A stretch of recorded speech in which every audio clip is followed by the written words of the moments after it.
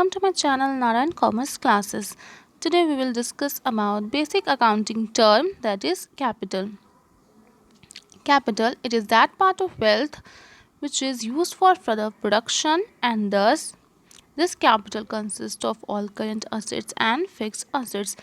This means capital wealth का वो part होती है किसी बिजनेस में जो फर्दर प्रोडक्शन में हेल्प करती है बिजनेसमैन के लिए, और अगर प्रोडक्शन ज़्यादा होगा तो सेल्स किसी बिजनेस की ज़्यादा होगी और फिर प्रॉफिट ज़्यादा होगा।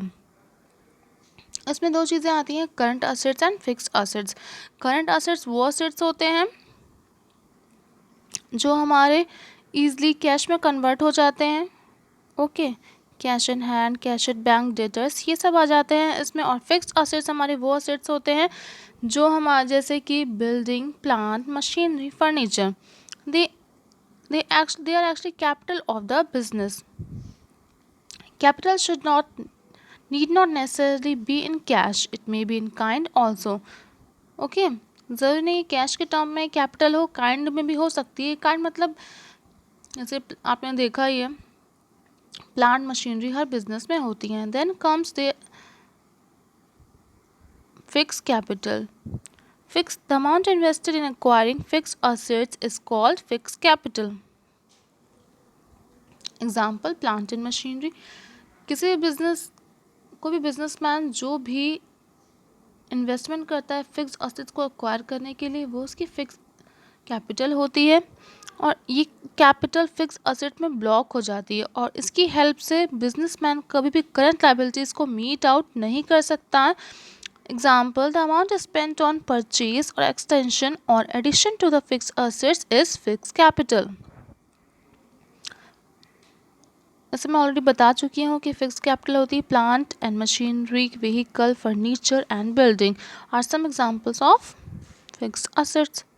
You can say fixed capital. Next comes working capital. The part of capital available with the firm for meeting day-to-day activities of the business is called working capital, or you can say the part of capital available with the firm for day to day working of the business is known as working capital. Her business की कोई ना कोई daily requirement होती है, उसको fulfil करने के लिए बिजनेसमैन कुछ अमाउंट में कैश रखता है, वो कैश इन हैंड हो, कैश एट बैंक हो, उसकी हेल्प से वो अपने डेली नीड्स को फुलफिल करता है जितनी भी एक्टिविटीज़ होती हैं। तो वर्किंग कैपिटल में हमारा आ जाएगा cash in hand, cash at bank, bills receivable, debtors, stock in hand.